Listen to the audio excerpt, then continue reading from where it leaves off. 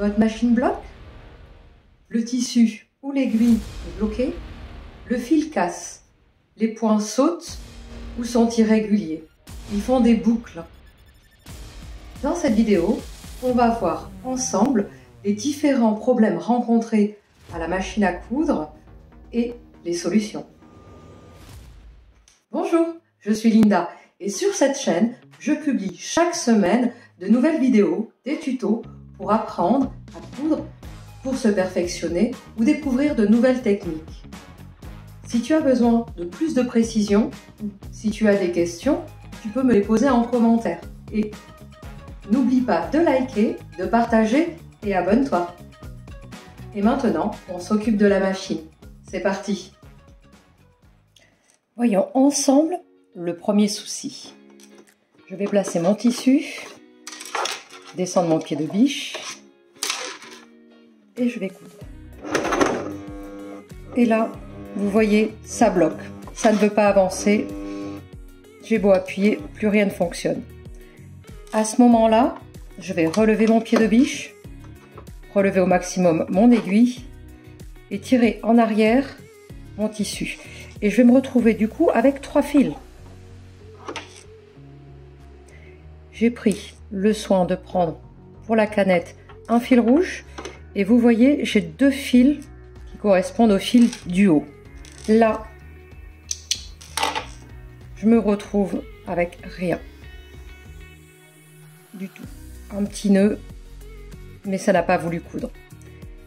La première chose à faire, c'est de vérifier l'enfilage de la machine. On a beau avoir l'habitude de le faire, des fois, effectivement, ça peut être problématique. Il faut penser aussi, quand on commence les coutures, si on ne veut pas avoir des boucles qui se forment derrière ou des petits nœuds, à bien tenir, alors pas tirer, mais à tenir les fils en arrière. Parce que sinon, quand l'enclenchement de la machine, quand on va enclencher la machine pour coudre, elle va tirer elle sur les fils et ceux-là vont revenir et ça va nous faire des boucles. Je vous montre. Lorsqu'on a ce problème-là, il faut vérifier la tension du fil du haut. Il y a ici une roulette qui permet de gérer la tension du fil, si le fil est tendu ou moins tendu. Ici, je suis en auto. C'est généralement le point qu'on utilise. On utilise toujours entre 3 et 4. Donc là, au niveau de la machine, industriellement, elle est programmée pour être sur 4. C'est ce qu'on me conseille. Mais c'est vrai que selon l'épaisseur du tissu et selon le tissu que l'on va utiliser, que ce soit du cuir ou si ça va être des tissus très très fins, on va pouvoir jouer un petit peu sur cette tension-là. Mais en règle générale, on reste en auto, on se met à 3, 4 ou 5, mais on n'a pas vraiment besoin d'y toucher. Ensuite, on peut allonger le point, puisque quand on va être sur des épaisseurs, il va falloir penser à allonger le point. Il faut penser à regarder au niveau de l'aiguille. Déjà, à savoir si on utilise la bonne aiguille, si l'aiguille est adaptée à notre tissu. Puisqu'effectivement, si on travaille sur une seule épaisseur de coton ou sur un tissu très fin, on ne va pas utiliser une aiguille épaisse comme du 90 qu'on va utiliser pour des ourlets de jean où on va avoir une grosse épaisseur. Il faut vraiment adapter l'aiguille parce que sur du jersey, sur du coton, sur du cuir, les aiguilles vont être différentes.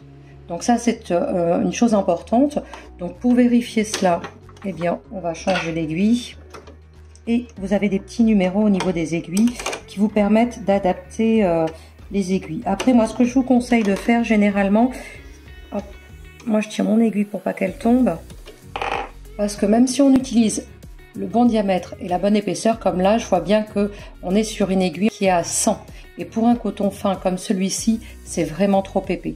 Et en plus, il faut utiliser des aiguilles de qualité, des aiguilles de marque, tout comme le fil, puisque au niveau de l'aiguille, ça peut casser, ça peut s'user facilement. Et si on n'a pas les bonnes aiguilles, on n'aura pas de bonne couture et on risque aussi d'abîmer le tissu. Donc ça, c'est important. Aussi, si les aiguilles, comme celle-ci, elle est un peu épaisse, mais elle s'émousse aussi. C'est-à-dire qu'avec le temps, la pointe s'use. Vous pouvez passer le doigt. Si ça devient rêche et que ça agrippe, c'est que l'aiguille est usée. Bon, généralement, il faut compter 8-10 heures d'utilisation où à chaque ouvrage, pensez à changer l'aiguille.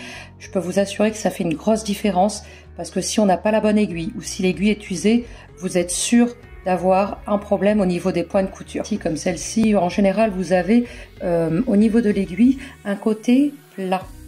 Et ce côté plat, il doit se retrouver en arrière, vraiment vers le pied de biche. Et vous devez vérifier à ce que ça s'enclenche correctement. Si l'aiguille est mal enclenchée ou si elle est mise dans le mauvais sens, pareil, hein, vous aurez un problème avec l'aiguille, elle peut se tordre, se casser. C'est des points importants à vérifier avant de toucher à quelques réglages que ce soit. Donc, maintenant que j'ai replacé mon aiguille, je refais un autre test.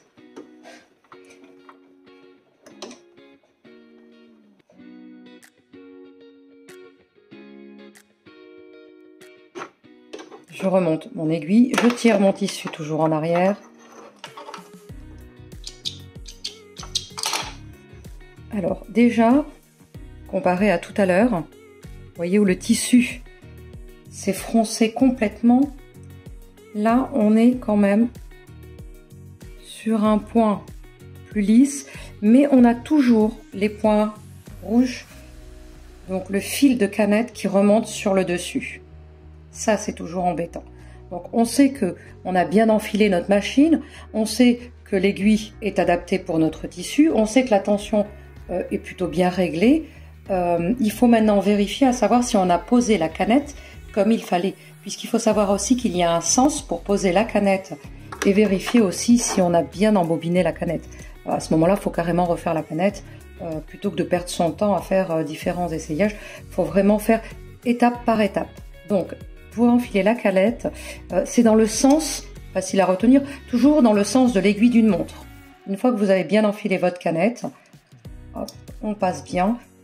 Pour l'enfilage de la canette, pour l'enfilage de la machine, pardon, et le bobinage de la canette, je vous envoie vers le petit lien en haut pour la vidéo où vous pouvez voir un tuto complet pour bien enfiler sa machine. Donc, j'ai vérifié que ma canette est dans le bon sens. Je vais pouvoir la réinsérer et je vais refaire un autre test.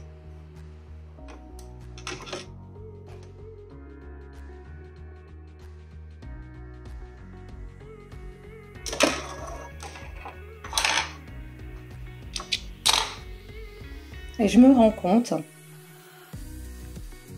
que j'ai toujours ces petits points rouges qui remontent, le fil d'en bas qui remonte, malgré que j'ai suivi chacune de ces étapes. Il faut penser à l'entretien de la machine, puisqu'effectivement, on va avoir des petites poussières, du fil qui va dégager quelques poussières. C'est pour ça que c'est aussi important de prendre du fil de qualité pour ne pas qu'il casse et d'utiliser la même qualité de fil en haut et en bas.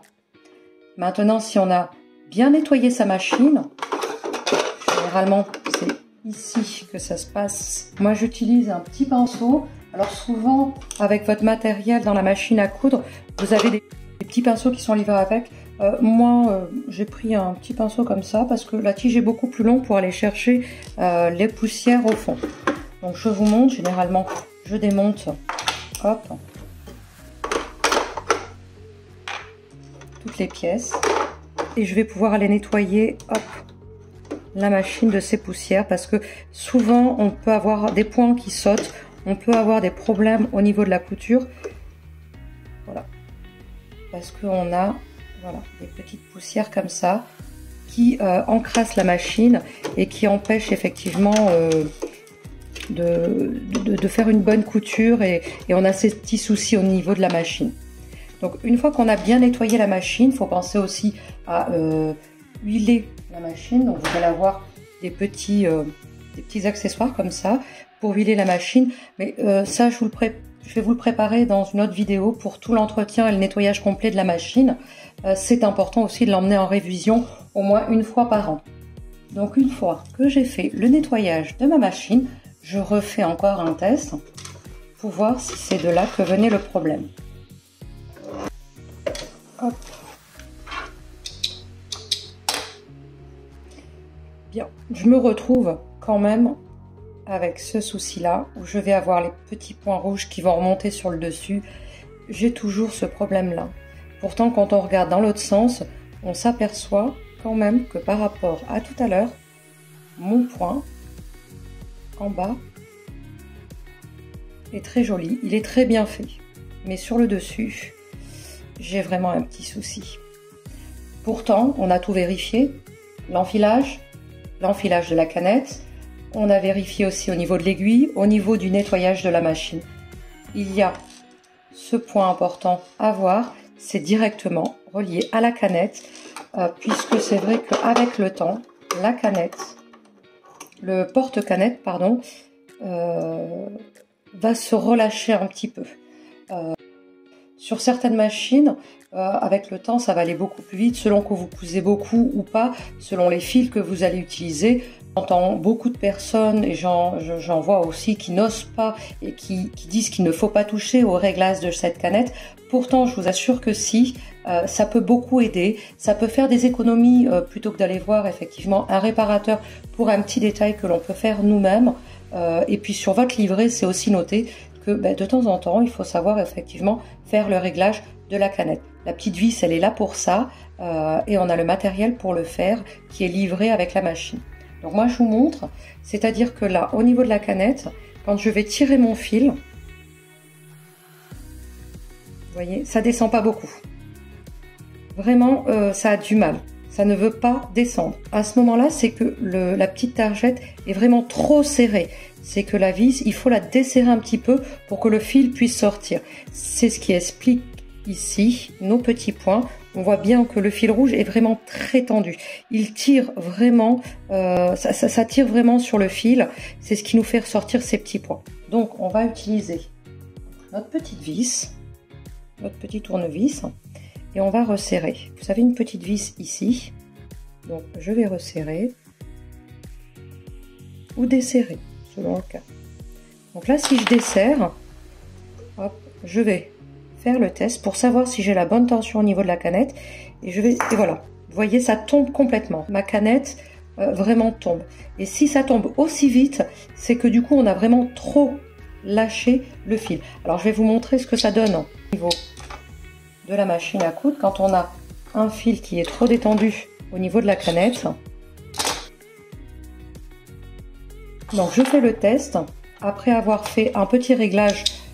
Bon, c'est pas un réglage qui sera adapté pour mon tissu, puisque là, c'est pour vous montrer si vraiment la canette est mal réglée, qu'on a trop détendu la tension. À ce moment-là, effectivement, on va avoir un problème au niveau de nos points. Donc, je vous montre ça.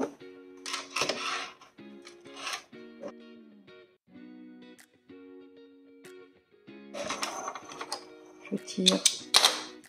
Et vous voyez, c'est encore pire au niveau des points rouges. On les voit vraiment presque se relever au niveau de la couture. Vous voyez. Donc là, on va refaire le réglage comme il faut de la canette. Enfin, du porte-canette, pardon. Je vais resserrer la petite vis. Alors, il faut y aller progressivement. Il faut vraiment faire un quart de tour, un petit quart de tour. Il faut y aller vraiment tout doucement. C'est important, sinon vous allez avoir un trop grand écart. Donc là, vous voyez, la canette ne descend pas. C'est que j'ai beaucoup trop resserré. Je desserre un petit peu et je réessaye. Elle descend, mais d'1 centimètre. Il faut en fait que quand vous secouez un petit peu sur le fil, ça descende de 3, 4, 5 cm pour être sur une bonne tension. Donc, je desserre encore un tout petit peu. Je suis à ce niveau-là. Vous voyez? Là, elle descend sans trop descendre. Vraiment, il faut que ça descende de 4-5 cm. Donc, je vais replacer le porte-canette dans son emplacement et on va faire un test. On fait le test une fois qu'on a réglé la tension de la canette correctement.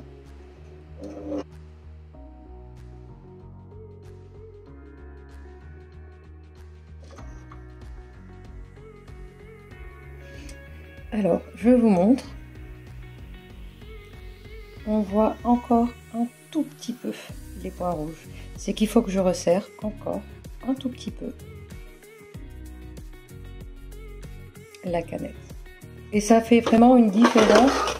Après, si vous n'osez pas y toucher, Vous savez, on peut les commander sur un site de mercerie ou directement en mercerie, ça s'achète. Après, il faut penser aussi à vérifier que quand vous utilisez vos canettes, sur celle-ci, sur cette machine-là, je n'utilise que des canettes en métal puisqu'elle m'a été livrée avec des canettes en métal. Si je suis sur une autre machine qui est livrée avec des canettes en plastique, on n'utilise que des canettes en plastique parce que chaque canette va avoir un diamètre différent, une épaisseur des fois si c'est un petit peu bombé sur le dessus. Donc c'est vraiment chaque machine avec sa canette. Donc il faut vraiment, quand vous achetez des nouvelles canettes, acheter une canette qui est adaptée à votre machine. Sinon vous allez vous retrouver avec effectivement un petit problème au niveau de vos points.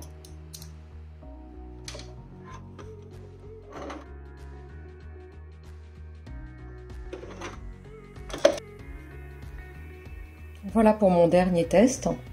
Je vous montre le résultat. On ne voit plus les petits points rouges, comme c'était le cas au départ. Si malgré ce dernier réglage-là, votre machine continue effectivement à bloquer ou à faire des points qui ne sont pas très réguliers, c'est que vous avez peut-être un problème au niveau du réglage intérieur de la machine. À ce moment-là, il ne faut pas toucher plus.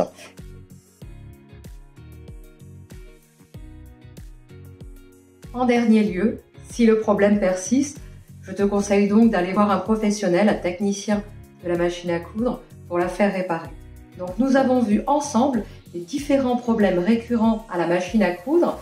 Et si tu as besoin de plus de précision ou si tu as des questions, n'hésite pas à me les poser en commentaire. N'oublie pas, si la vidéo t'a plu, un pouce, ça fait toujours plaisir, partage et n'oublie pas de t'abonner. Moi je te remercie pour ton attention et je te dis donc à mercredi. Au revoir.